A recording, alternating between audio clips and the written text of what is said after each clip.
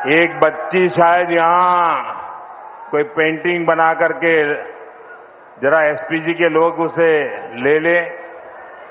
उधर भी कोई एक चित्र बना करके लाया है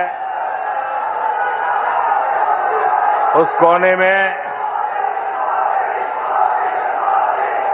आप अपना आता पता उस पर लिख देना, मैं चिट्ठी भेजूंगा।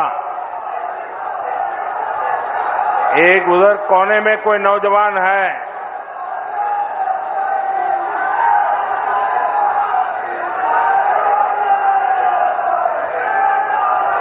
उसका आता पता लिख लीजिए ताकि मैं आपको चिट्ठी लिखूंगा।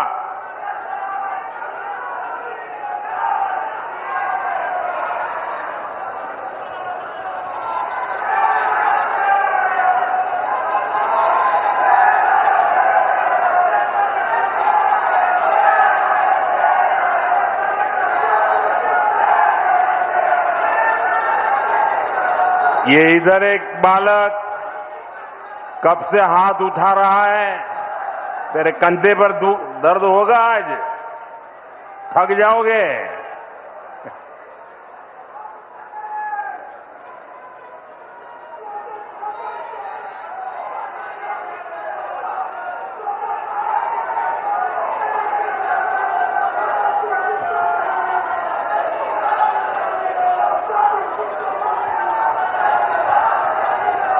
आज कानपुर का उत्साह बड़ा जोरों पर है भाई।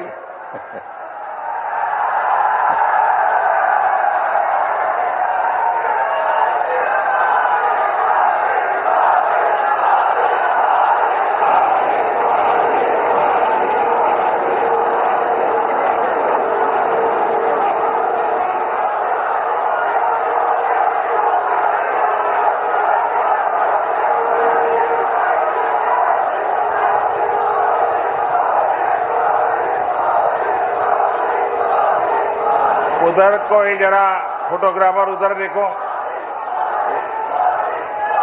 एसपीजी के लोग जरा उस बच्चे को मदद करो।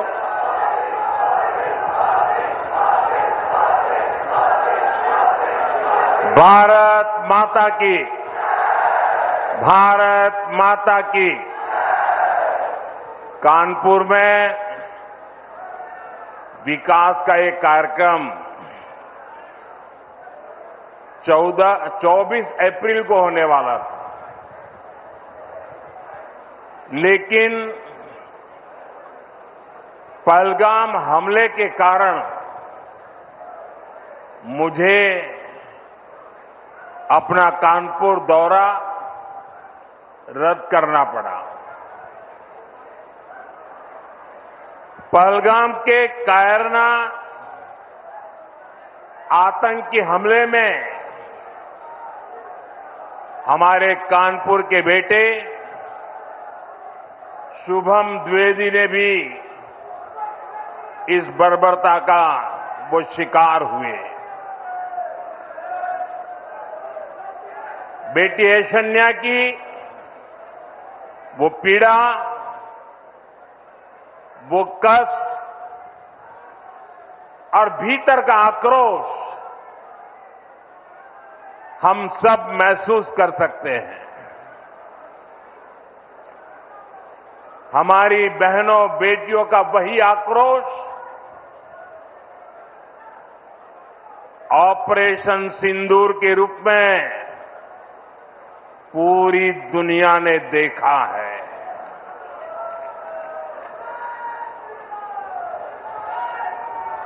हमने पाकिस्तान में आतंकियों के ठिकाने घर में घुसकर सैकड़ों मील अंदर जाकर तबाह कर दिए।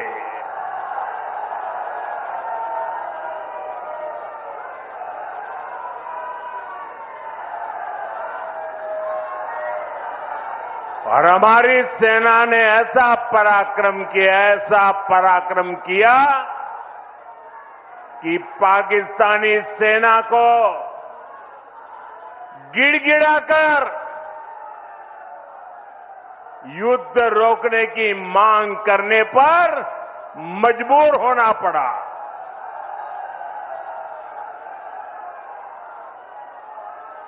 स्वतंत्रता संग्राम की इस धरती से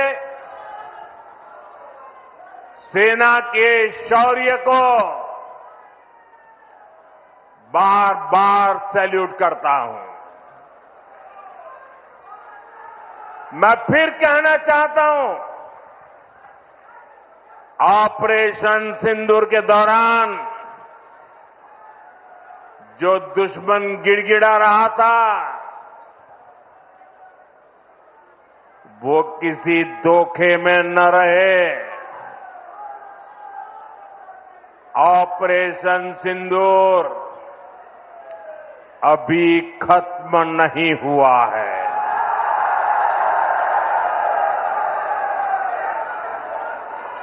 भारत ने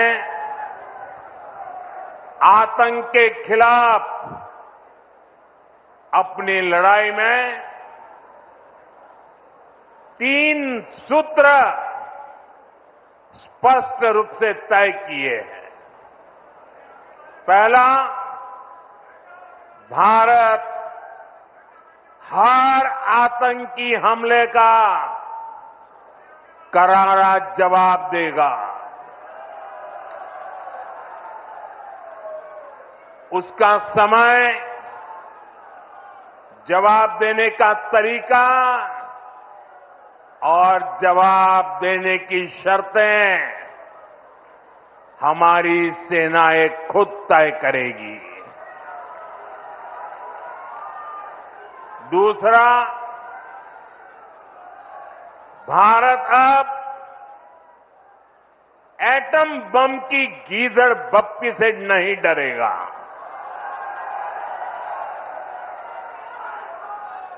और न ही उसके आधार पर कोई फैसला लेगा। तीसरा, आतंक के आका और आतंकी सरपरस्त सरकार को भारत एक ही नजर से देखेगा। पाकिस्तान का स्टेट और नॉन स्टेट एक्टर, ये अब खेल चलने वाला नहीं है। अगर मैं सीधे सीधी कानपुरिया में कहूं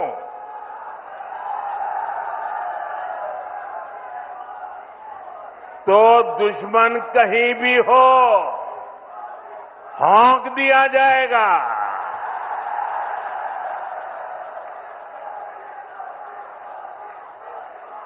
साथियों,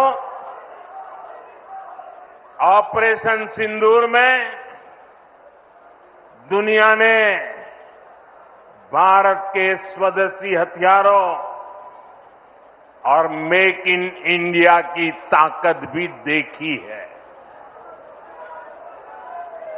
हमारे भारतीय हथियारों ने, ब्रह्मोस मिसाइल ने दुश्मन के घर में घुसकर तबाही मचाई। जहां टारगेट तय किया, वहां धमाके किए। ये ताकत हमें आत्मनिर्भर भारत के संकल्प से मिली है। एक समय था जब भारत अपनी सैन्य जरूरतों के लिए, अपनी रक्षा के लिए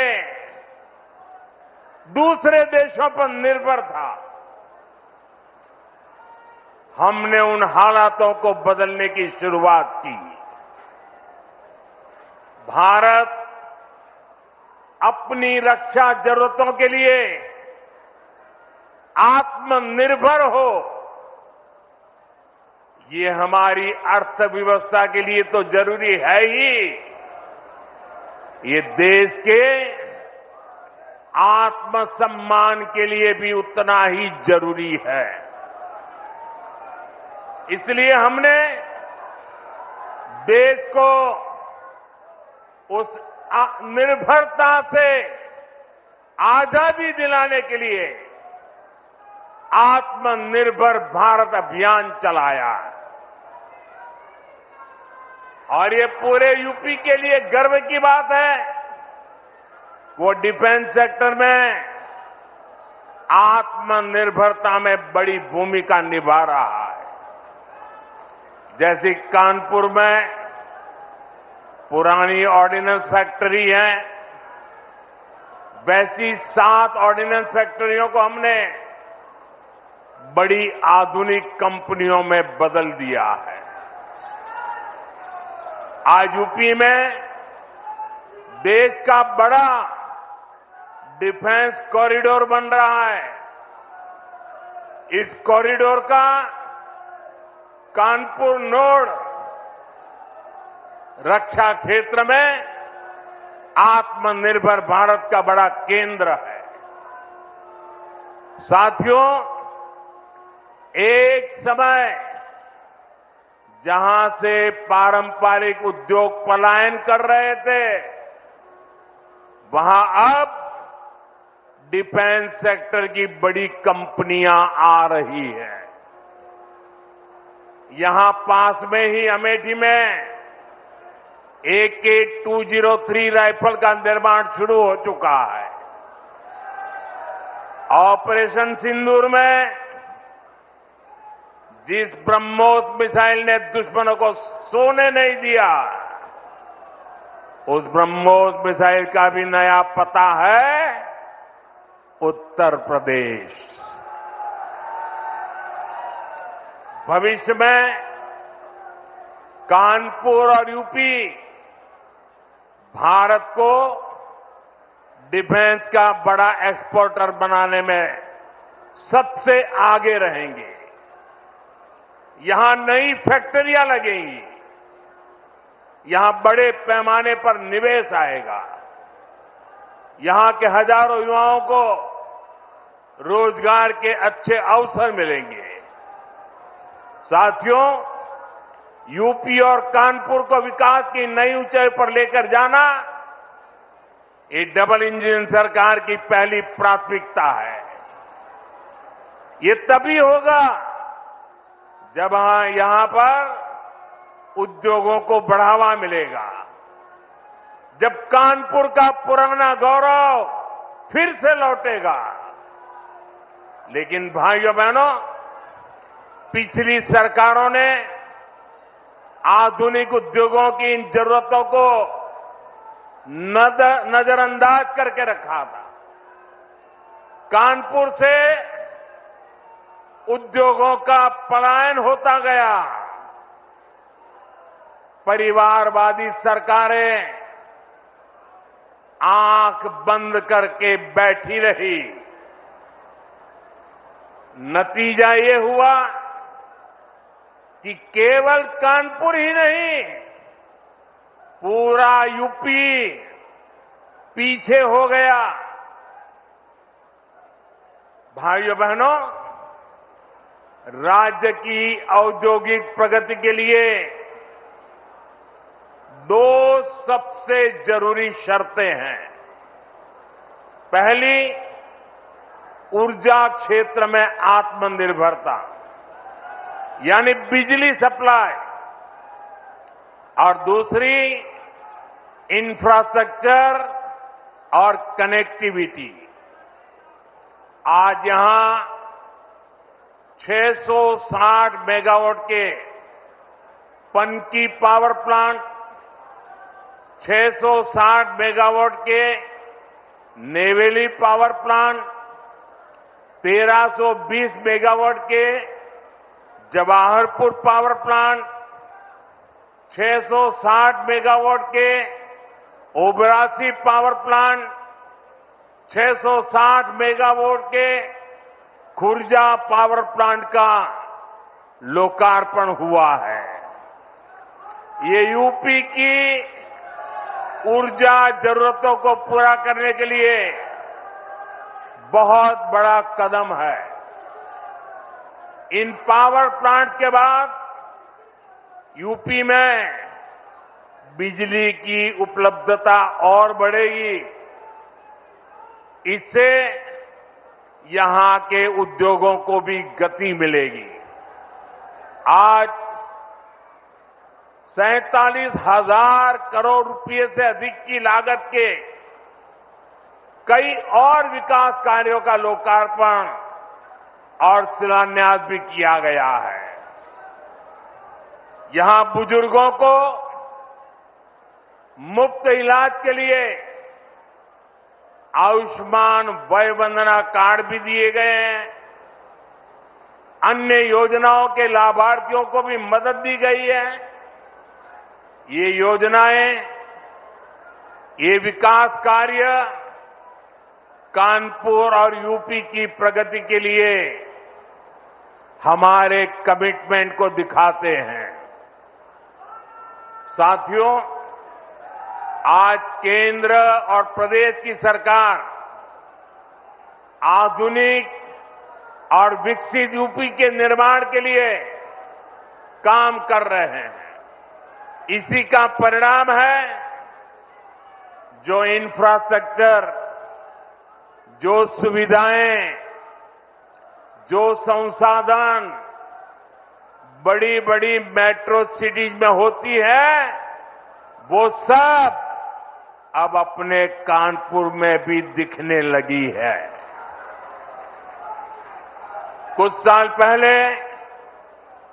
हमारी सरकार ने कानपुर को पहली मेट्रो की सौगात दी थी। अब आज कानपुर मेट्रो की ऑरेंज लाइन कानपुर सेंट्रल तक पहुंच गई है। पहले एलिवेटेड और अब अंडरग्राउंड, इस तरह का मेट्रो नेटवर्क कानपुर के महत्वपूर्ण इलाकों को जोड़ रहा है। कानपुर मेट्रो का ये विस्तार ये कोई साधारण प्रोजेक्ट नहीं है। कानपुर मेट्रो इस बात का सबूत है, अगर सही इरादों, मजबूत इच्छा शक्ति और नेक नीयत वाली सरकार हो तो देश के विकास के लिए, प्रदेश के विकास के लिए कैसे ईमानदारी से प्रयास होते हैं। आप याद करिए, कानपुर के बारे में पहले लोग कैसी कैसी बातें करते थे। चुन्नीगंज, बड़ा चौराहा, नयागंज, कानपुर सेंट्रल, इतनी भीड़भाड़ वाले इलाके, जगह जगह संकरी सकड़ सड़कों की समस्या, आधुनिक इंफ्रास्ट्रक्चर और प्लानिंग की कमी। लोग कहते थे यहां कहां मेट्रो जैसे काम हो पाएंगे, यहां कहां कोई बड़ा बदलाव हो पाएगा।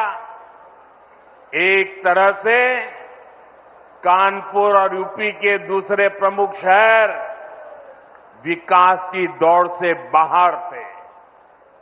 इससे ट्रैफिक की समस्या गहराती रही, शहर की रफ्तार कम होती चली गई। यूपी में सबसे ज्यादा संभावनाओं से भरे शहर विकास की दौड़ में पिछड़ते गए। लेकिन आज वही कानपुर, वही यूपी विकास के नए कीर्तिमान गढ़ रहा है। आप देखिए, मेट्रो सेवाओं से ही कानपुर के लोगों को कितना फायदा होने जा रहा है। कानपुर व्यापार का इतना बड़ा केंद्र है। मेट्रो के कारण अब हमारे व्यापारियों और ग्राहकों दोनों के लिए नवीन मार्केट और बड़ा चौराहा पहुंचना आसान हो गया है। कानपुर आने जाने वाले लोग, आईआईटी के स्टूडेंट, सामान्य मानवी, इन सब के लिए सेंट्रल रेलवे स्टेशन तक पहुंचने में कितना समय बचेगा। हम जानते हैं शहर की गति ही शहर की प्रगति बनती है। ये सुविधाएं, ये कनेक्टिविटी, ट्रांसपोर्ट की आधुनिक फैसिलिटी आज यूपी के आधुनिक विकास की नई तस्वीर बन रही है। साथियों, आज हमारा यूपी आधुनिक इंफ्रास्ट्रक्चर और कनेक्टिविटी के मामले में बहुत आगे निकल रहा है। जिस यूपी की पहचान टूटी फूटी सड़कों और गड्ढों से होती थी, वो अब एक्सप्रेसवे के नेटवर्क के लिए जाना जाता है। जिस यूपी में लोग शाम के बाद बाहर जाने से बचते थे, वहां अब हाईवे पर 24 घंटे लोग ट्रैवल करते हैं। यूपी कैसे बदला है, ये कानपुर वालों से बेहतर भला कौन जानता है। कुछ ही दिनों में कानपुर लखनऊ एक्सप्रेसवे से लखनऊ का सफर सिर्फ 40-45 मिनट का होने वाला है। ये बेटी कब से खड़ी है, चित्र लेकर के थक गई होगी। जरा एसपीजी के लोग इस बेटी से वो चित्र ले लीजिए। थैंक यू बेटा, बहुत बढ़िया शानदार चित्र बना के लाई हो आप। देखिए इस बच्ची के कब से थक जाएगी बेटा। वो तुम्हारा नाम पता लिख दिया है बेटा? वो मेरी ऑफिस के लोग आएंगे, अभी ले लेंगे, मुझे पहुंच जाएगा बेटा। बहुत बहुत धन्यवाद आपका।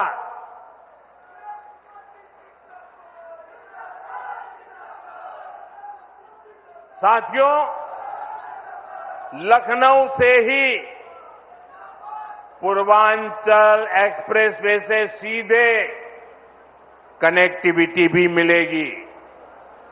कानपुर लखनऊ एक्सप्रेसवे को गंगा एक्सप्रेसवे से भी जोड़ा जाएगा। इससे पूर्व और पश्चिम दोनों तरफ जाने के लिए दूरी भी और समय भी बचेगा। साथियों, कानपुर के लोगों को अब तक फर्रुखाबाद, अनवरगंज सेक्शन में सिंगल लाइन से दिक्कत होती रही है।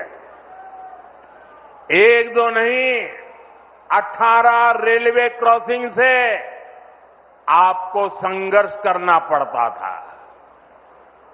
कभी ये फाटक बंद, कभी वो फाटक बंद।